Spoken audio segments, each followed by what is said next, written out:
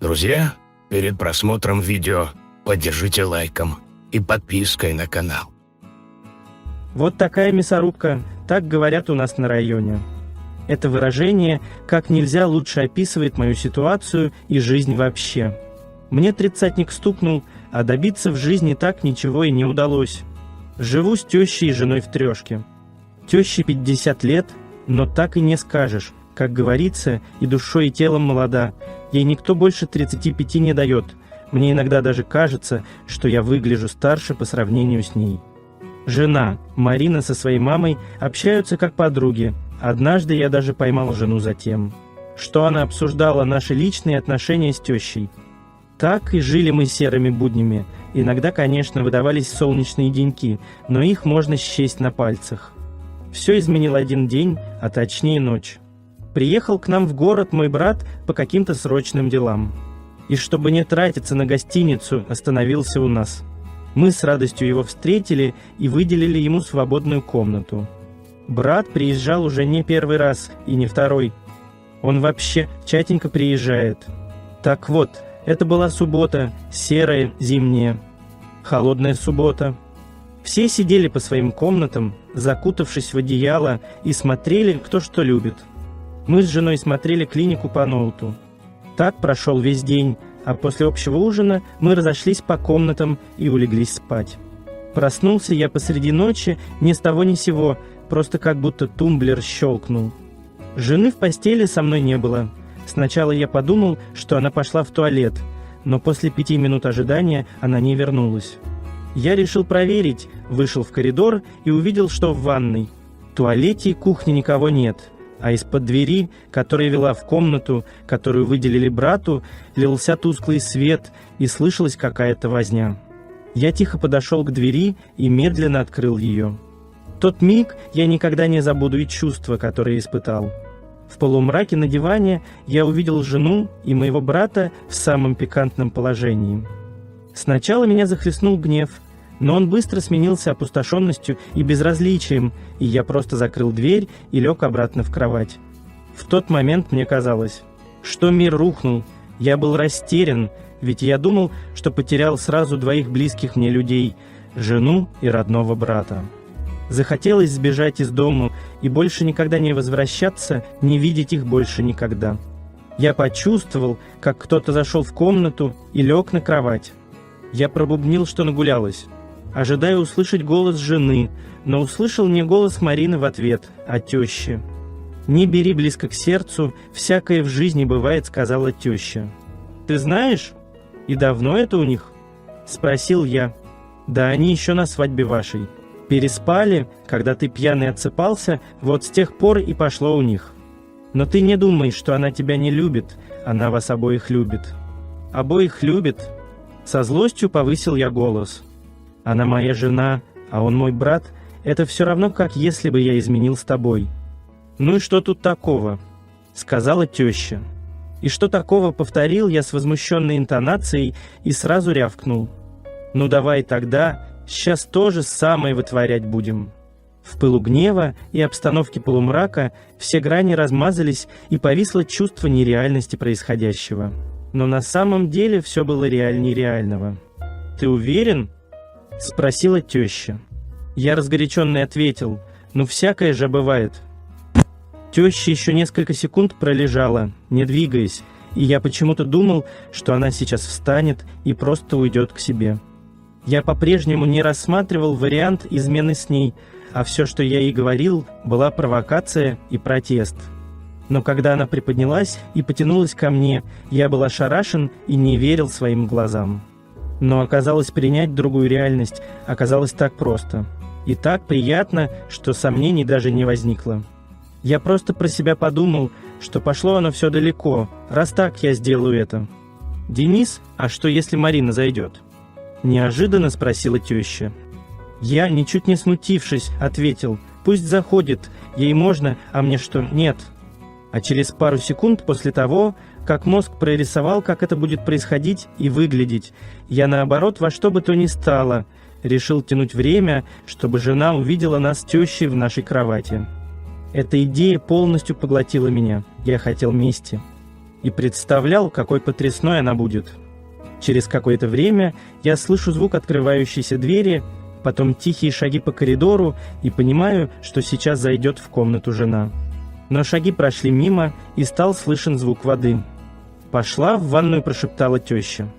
Звук воды прекратился, несколько секунд ожидания, очень томительных, но безумно приятных. Дверь в нашу комнату стала медленно приоткрываться.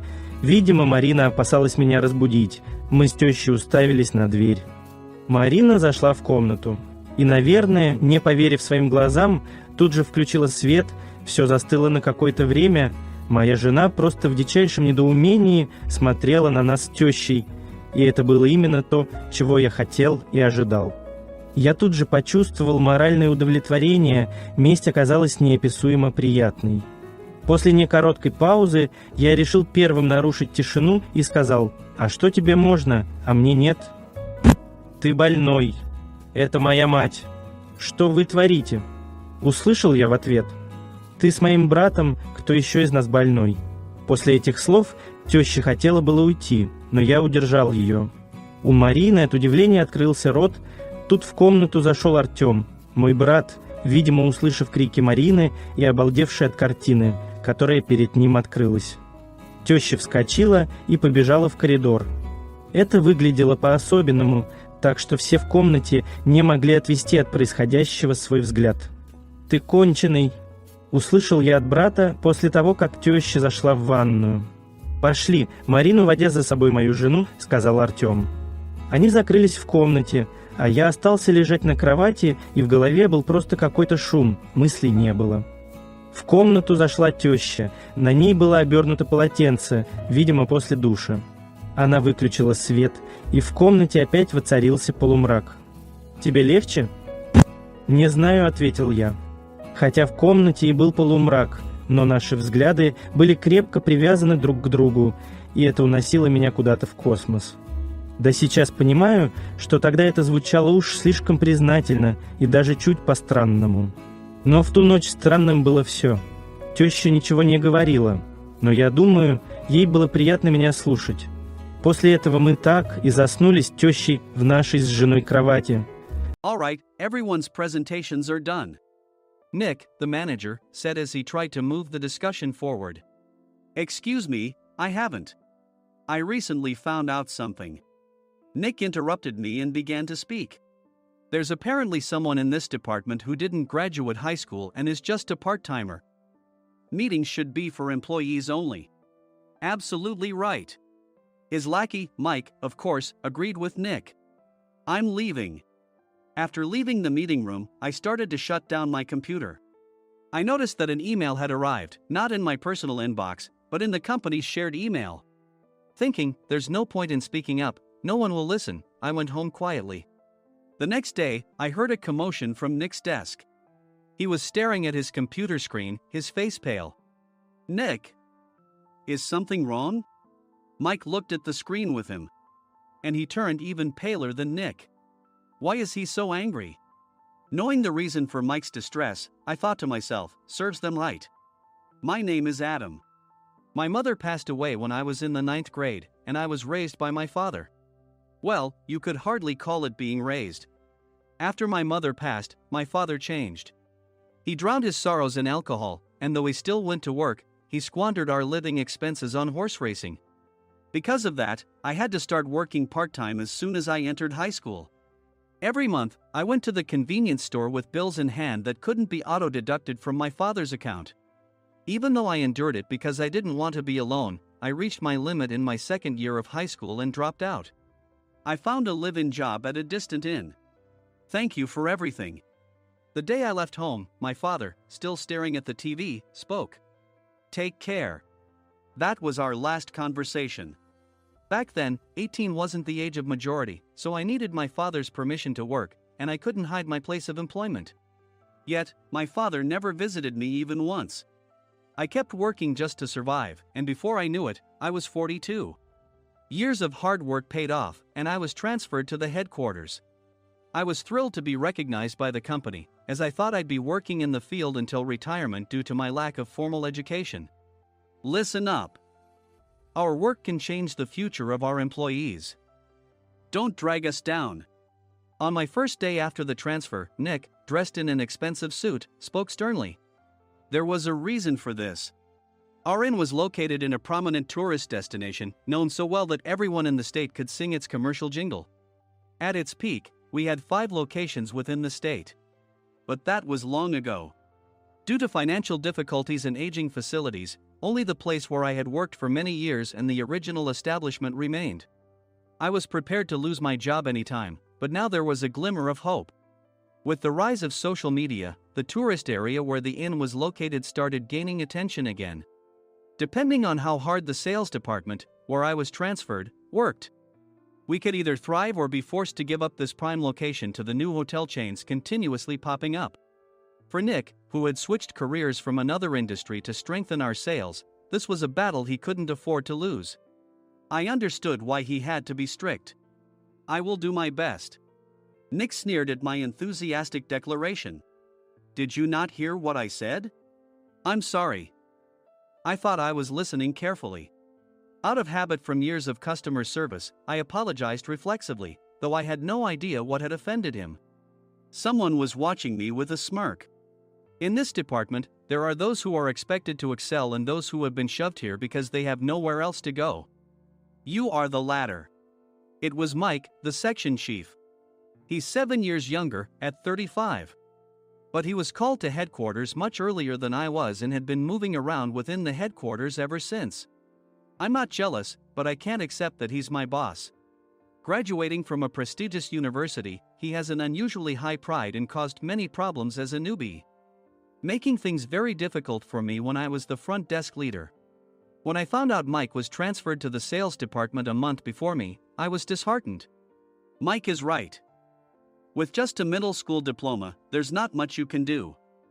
Don't even think about achieving results. As if I didn't exist, Nick remarked, I'm thirsty.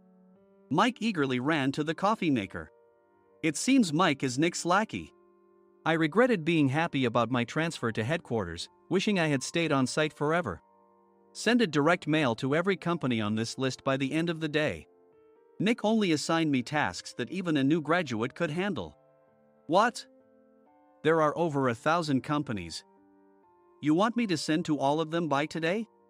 Yes, if you and your fellow misfits split the work, even those with nowhere else to go should finish by today. I glanced at the employees typing away expressionlessly. They were worn out from customer service, only thinking about leaving on time, or were women reassigned after having children, with zero motivation for work. Even Sam, a new graduate from the same university as Mike, who was supposed to be among the expected achievers, had no enthusiasm for the job, having joined the company wanting to do customer service. I don't care what they say, I plan to quit anytime, he said. Only Nick and Mike were highly motivated, making all the decisions between the two of them. I originally only wanted to work at the inn to survive and had no particular attachment to this job. I swallowed my words, thinking I had no right to reprimand them. About a month after the transfer, Nick told us with a frustrated look. To commemorate the 50th anniversary, we've decided to create a plan exclusive for one group per day. Originally, Mike and I were supposed to come up with it, but our president, Mr. Thompson, insists on hearing everyone's opinions. So, you all get a chance. As Nick explained, Mike began handing out prints. Make sure not to embarrass Nick. If your ideas are half-baked, you'll have to redo them. It seemed that they had printed his handwritten notes by Mr. Thompson, which included several questions and a section for free responses. It made sense why Nick had to seek our input, given that all responses had to be submitted to Mr. Thompson. We were given a week to think about it, and a meeting was scheduled to compile our ideas. My plan is to let guests enjoy both the old and modern America. Nick began the presentations. Guests would watch a master confectioner at a nearby traditional sweet shop make sweets in front of them. The welcome drink would be premium tea in a bottle. Nick's plan was certainly attractive. After his presentation, Nick called on us to present in the order we were seated. Just as I stood up for my turn. All right, everyone's presentations are done. Excuse me, I haven't. I recently found out something. Nick interrupted me. There's someone in this department who didn't graduate high school and is just a part-timer. He was likely talking about me. I joined the company as a part-timer and was made a full-time employee when I turned 20. That was 20 years ago, so Nick and Mike probably had no chance to know until recently. Meetings should be for employees only. Absolutely right. After that, Nick kept creating opportunities to solicit everyone's opinions, purposefully excluding me from speaking. The meeting unexpectedly heated up and went past the scheduled end time. A few people asked to leave, and the discussion continued with the remaining few. Still here? Normally, you'd leave in that situation. Though I had no attachment to the job initially, hearing kind words from customers made me want to make them happier. For someone like me, with nowhere to go, the inn was my home and customer service was my life. I felt pathetic about my current self. I'm leaving. I left the conference room and started shutting down my computer. I noticed an email had arrived, not in my personal inbox, but in the company's shared email. Thinking no one would listen to what I had to say anyway, I quietly went home. The next day, while preparing the DM as instructed, I heard a commotion from Nick's desk. In his haste to stand up, he hit his knee on the desk. He stared at his computer screen, his face pale. Nick! What's wrong? Mike, thinking he should be the first to rush over, approached Nick while still wearing his coat. He peered at the screen with Nick. And he turned even paler than Nick. Why is he so angry? Who is responsible for this company? Nick, more irritated than ever, asked, and Mike answered without checking. Probably Sam. Sam wasn't there because he was attending a morning training session for new hires. Nick gave up on getting angry and returned his gaze to the screen. They were looking at an email that arrived right after the end of the working day yesterday. Apparently, no one, including me, had checked it before leaving. The email was from a large company that used us for their annual employee trips. The president and executives of that company also frequently used our services personally. President of the company, Mr. Mason himself had declared that neither he nor his company would ever use our services again. Well, some companies cancel their employee trips or stop using our services due to financial struggles. Let's just move on. Mike kept wiping the sweat from his forehead with a handkerchief. Knowing why Mike was so agitated, I quietly watched their interaction. Do you know how much revenue we get from that company? We can find other guests to fill the rooms, but we'll lose the banquet costs, gift shop revenue, rental car fees, and more. Moreover, the gifts were supposed to be prepared by the traditional confectionery shop involved in Nick's proposed plan. If it's known that we incurred such a huge loss at this critical time, Nick's position in the company would be jeopardized. Nick took a deep breath, seemingly trying to calm himself. All right, Mike. Go to New York right now and apologize to Mr. Mason. What? You're coming with me, right? I have urgent work to do. I trust you, which is why I'm entrusting this to you. Please. Mike, believing Nick's sincerity, agreed with a determined look on his face, saying, yes. That's Nick for you. Even if Mike went to apologize, Nick would shift all the blame onto him if the client didn't change their mind. Well, it was Mike's fault to begin with, so it served him right.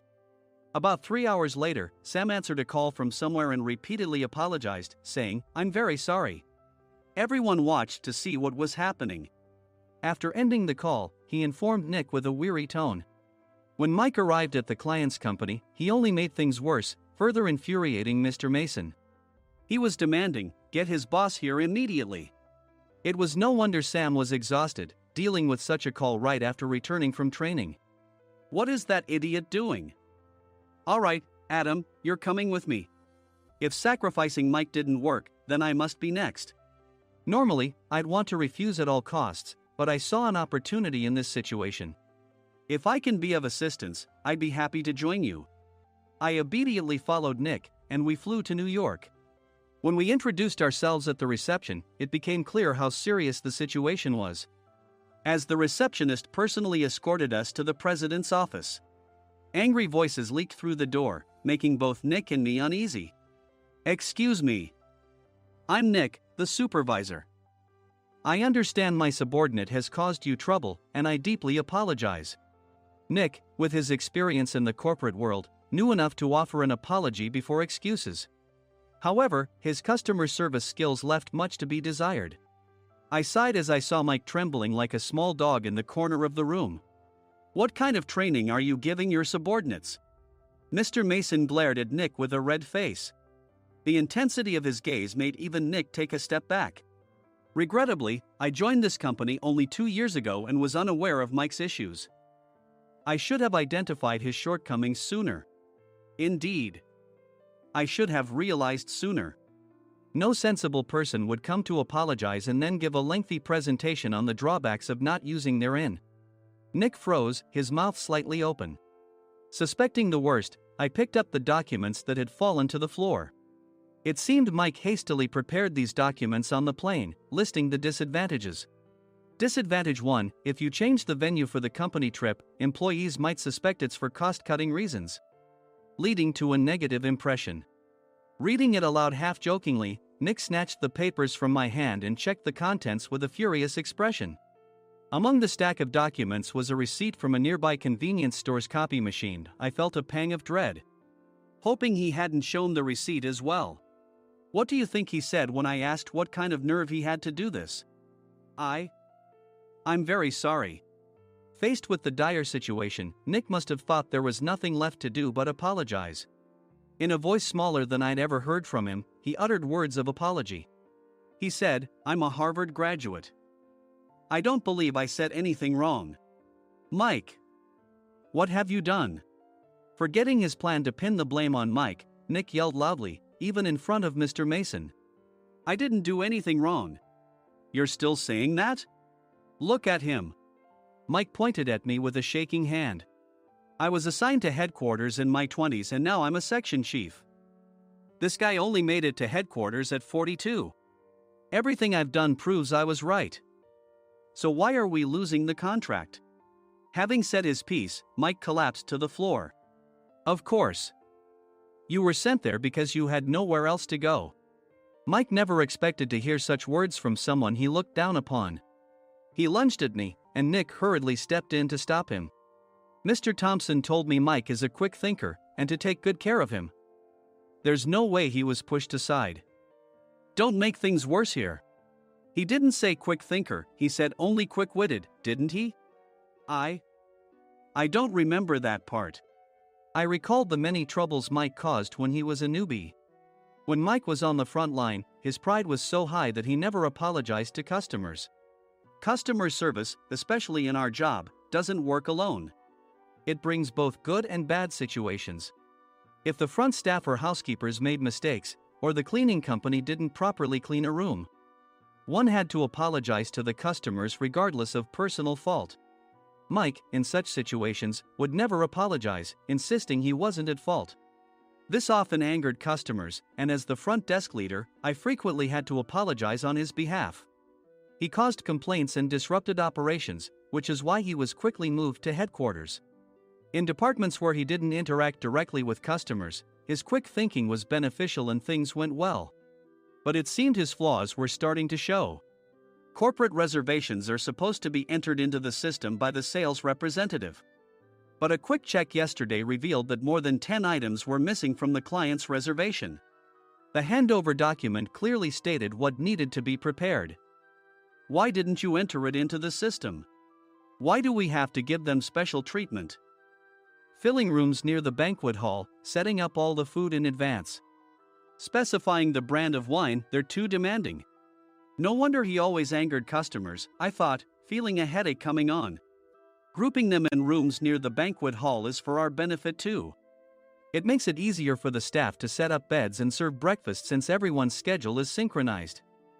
As for the other requests, Mr. Mason suggested them to lighten our load. I didn't know that. Nick finally seemed to realize that Mike was the one who had angered the client. What did you say to them? I just told them we wouldn't give them special treatment anymore. We shouldn't waste effort on things that don't bring in money. I was utterly exasperated at his lack of understanding of customer service. Of course, we shouldn't comply with unreasonable demands. But carrying over successful practices from past stays makes customers feel remembered and enhances their experience. Good memories encourage repeat visits. That's part of our job. I looked down at Mike, who was sitting on the floor. In our job, nothing is a waste. Mr. Thompson likely moved you to the sales department, hoping you'd finally understand this. How do you think he feels now that you failed to meet his expectations? Mike, tears in his eyes, fled the president's office.